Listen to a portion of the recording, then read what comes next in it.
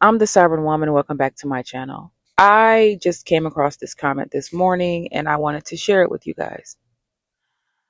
Sacred Women's Wisdom says, side note, don't straighten your hair ever. My mother, peace be upon her, used to straighten my and my sister's, five of us, hair when we were children. My hair was so fine that when she started straightening my hair, it never recovered. My hair was so straight that I couldn't even wear my hair in an afro because it wouldn't even stand up. And all these years later, it's still like that. My hair is still damaged. Just don't do it. Now, I'm glad you posted this. I wasn't planning on talking about hair today, but I don't mind because it's definitely going to be something that we talk about in the future on this channel and on my Patreon. Okay. No offense to you or any other black woman out there who has this mindset. Okay. Don't take it this way. Just hear me out. If you are a black woman who believes that your mom damaging your hair or your grandmother or auntie or whoever damaging your hair when you were a kid is the reason why your hair is damaged now as an adult, newsflash, that is the furthest thing from the truth. Like, it couldn't get any further away from the truth. Unless your hair stopped growing as a child, which I know that that's not the case because you are alive. And as long as you're alive, your hair is always growing. Okay. Unless you have some kind of trauma to your scalp or, alopecia, that can't be reversed, because some alopecia can be and some can't be reversed. Unless one of those two things are the case, your hair is always growing as long as you are alive. And the reason why your hair may still look the same as an adult, we're talking decades later, okay, is because whatever unhealthy practices you were doing back then, you're still doing those unhealthy practices now, whether or not you realize it. Because the moment you start to take care of your natural hair, you're gonna see a major difference. And one of the things that a lot of black women don't want to do is cut their hair off, aka big chop, and start over. That is hard for a lot of women. I big chopped. It wasn't hard for me for the most part because I was wearing my hair in a Halle Berry pixie cut since I was 15 years old, all the way up until I was about 27. And then I started growing my hair out. I went natural. I started going natural in 2013. I've had about 4 big chops since then. It wasn't difficult for me, but I understand how hard it is to cut off all your hair. I promise you. Cuz it's just very difficult. I get it. Your hair is your glory. No woman wants to like cut all their hair off. But here's the thing. If you ever see natural women's hair, especially the hair that's long and beautiful and glorious and thick, high density, perfectly popping curls, most of those women started out probably getting relaxers and stuff, damaged their hair with relaxers, with heat, with chemicals, what you call dyes, going blonde. The lighter the color that you dye your hair, the more damage it does to your hair. A lot of those women, probably most of those women, damaged their hair in one way or another and had to start over. If your goal is to grow long, beautiful, healthy hair, you're gonna have to big chop the dead hair. You're gonna have to. And as hard as it seems, just know that your texture underneath, I guarantee you your curl pattern and hair texture underneath is beautiful. But you don't know that because you've been straightening it for all these years, or you've been relaxing it all these years, or you've been doing braids or whatever and breaking those edges, breaking the bonds off your hair. You've just been screwing your hair up this whole time. You can't blame hair from when you were 5 or 12 to hair in your 20s, 30s, and 40s. You just can't, because your hair is constantly growing. Okay. If your hair seems like it's always damaged, no matter how much it grows, it is because your hair is damaged. Like the actual strands, the shafts of your hair need to be cut off. When that hair becomes heat damaged, when it becomes chemical damaged or whatever, there is no saving it. You have to cut it off. It is basically dead hair. That's the best way for me to put it. Okay? It's gone. If there's no health, there's no life. You have to cut it off and start over. That's why getting trims are important. Getting your ends clipped. All that's important because that dead hair, those split ends, is going to travel up the shaft of your hair and it's going to weaken it and break it off. If you're doing relaxers and harsh dyes and too much heat, every time you do one of those three things, you're breaking the protein bonds in your strands and they're going to snap off. So even if you're one of those women who think your hair has been the exact same length for the last 10 or 15 or 20 years, it is because your hair is breaking off at the ends at the same rate that it's growing. And you're not able to see that length. You're not able to retain that length. And it's going to always feel like my hair just hasn't recovered. It will recover. You just have to do the opposite, literally, of what you've been doing all these years. I know that wanting to cut your hair all the way off and starting over is hard. I get it. Most black women can rock a fro. Our faces can handle shortcuts, fros, pixie cuts, all of that. We can handle it. We just don't think we can because we're not used to that. We're used to putting a wig on, or we're used to our hair looking a certain way, or we're used to having braids or whatever. I don't do braids. Okay? Um, Whenever I put any kind of braids in my hair, I'm braiding my natural hair and I'm usually braiding it very loosely. But when it comes to like getting braid extensions, I don't do that shit. I never liked braids ever since I was a kid. You will probably never catch braids in my hair if I'm being honest. Like with the fake hair type of braids, I mean. That is very damaging. And it's just been coming out recently that the chemicals that they use on that hair is actually causing cancer for black women. So you got to understand that, and I don't want to get too deep into this, but anything that is typically black, if it's marketed towards black women, is most likely poisonous. And I hate to say that, but that's the country we live in. They don't care about using harsh chemicals for braiding hair, for an example. They don't give a damn. They just want the money.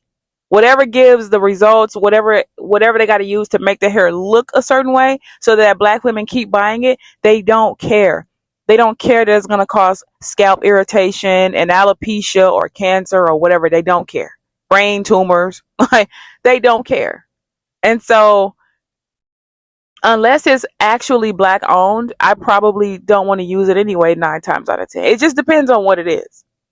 If it's black owned, which I don't know if y'all know this, but the vast majority of these so-called black owned hairlines on the shelves are not black owned anymore. I think, like, let's say if there were 50 black owned lines out in the stores now, like 48 of them are no longer black. They're not black owned. The moment I find out companies are not black owned, I typically stop using it. And I go and use some of their stuff because 10 times out of 10, they're probably not going to put the same harsh, horrible chemicals as they do. First of all, this is the US. They put harsh chemicals in everything, but I don't think the harsh chemicals are as bad in their own people's stuff like it is ours. Or like if you were to use Korean skincare or Korean hair care and stuff like that, they take a little bit more pride in what they put in those products. So if that doesn't deter you, the relaxers causing cancer, the braiding hair causing cancer, if that doesn't deter you as a black woman from using this stuff and wanting to just go natural, I really don't know what will.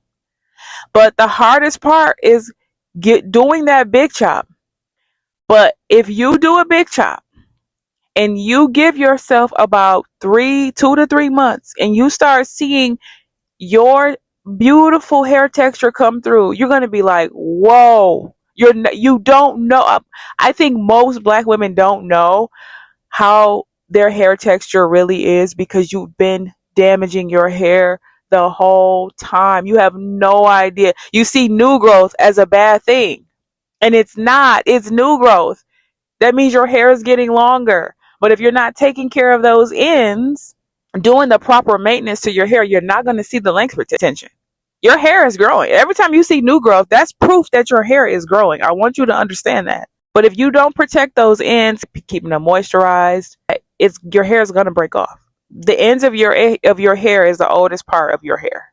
So it's going to get old and have to get trimmed anyway. So this is what I do. And I don't recommend trimming your hair every week like I do, because I literally trim my hair. I'm not even lying.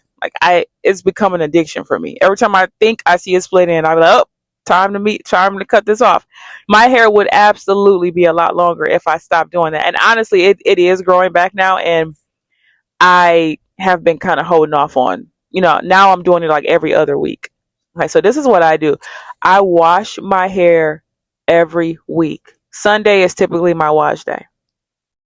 If I've been putting oils and creams and butters and shit on my hair all week, I have to use a clarifying shampoo to strip all of that away.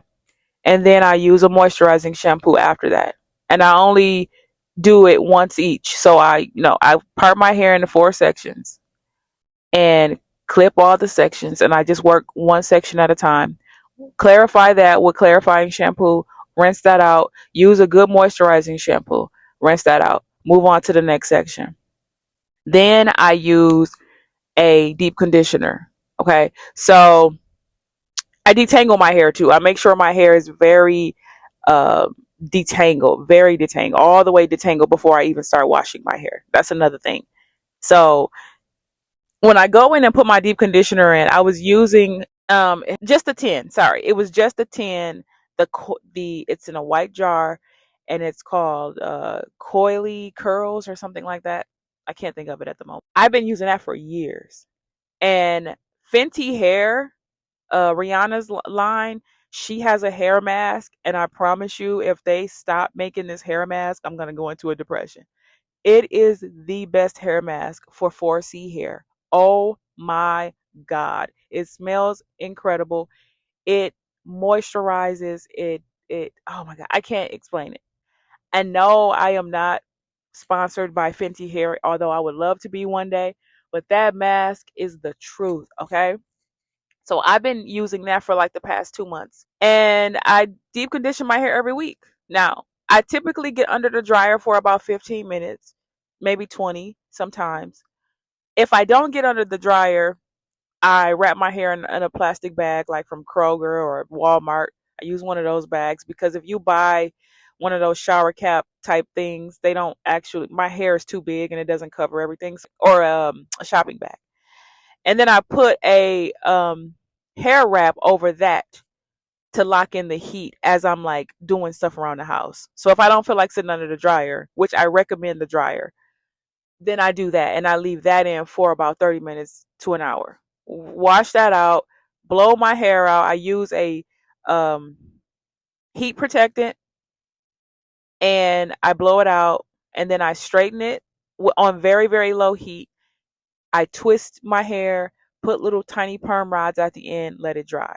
And that's how I get my hair to get big and fluffy. As a matter of fact, I might in the future on my Patreon, maybe, or YouTube, I'm not sure. I might do like a little quick tutorial video to show y'all how I do my hair.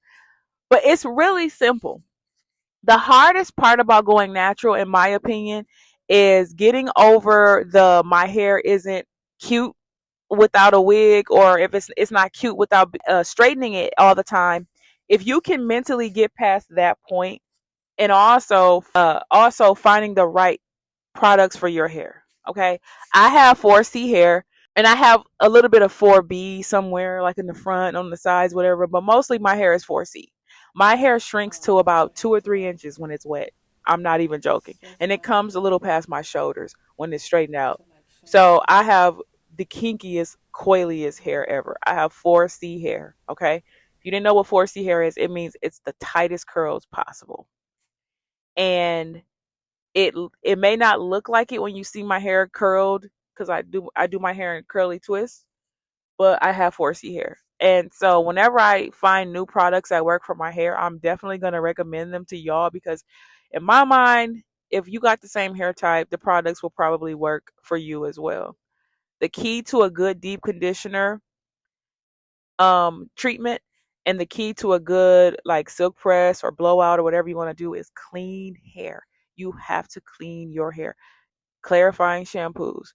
And that will allow for all the other products that you use to actually penetrate your hair, keeping it moisturized, and which in turn will retain your length. So I'm not going to get too deep into it. I just want you to know that your hair as a child and your hair as an adult is not the same hair. Okay? That would be crazy to go decades with your hair never growing and it just staying the same.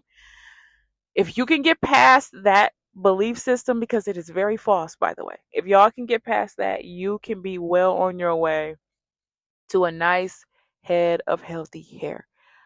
Oh my God. There's so much for me to tell y'all, but I can't. This video will be way too long. If you want me to go more in detail, maybe go live in the future, do like some kind of tutorial or something, I would love to do that, because no, that you don't got the same hair you had when you were a kid. You're just continuing the same damage now that you were doing back then. If your hair is still look the same, if it's still looking the same, it is because you're doing the same damage.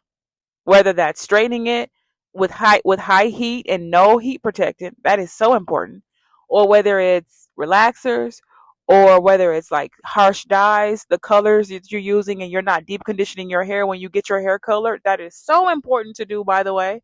If you color your hair, you need to be deep conditioning your hair. That stuff is very damaging. You have to manage it appropriately in order for it to not strip your hair. But anyway, I'm going to end it here because, like I said, I could be here for hours talking about this. Leave your comments below. Let me know what you guys think. And if you have any suggestions of good hair products for Black women's hair, for 4C hair in particular, please leave them in the comment section. I love going through hair video comment sections and getting tips. I love it. And I learn new stuff about, I learn about new products and stuff all the time. And I just want to share, I want you guys to share what you learn, and I'm going to do the same in the comment sections. Okay, that's it. That's all I got to say. I'll catch you guys in the next video. All together, girls. 1, 2, 3. Fuck these men on the internet. They don't know what they want, but they will see what they can get. Oh, go and waste your one and only precious life while pretending not to have a full receding hairline. So keep your eyes on his hairline and your hand on your drink.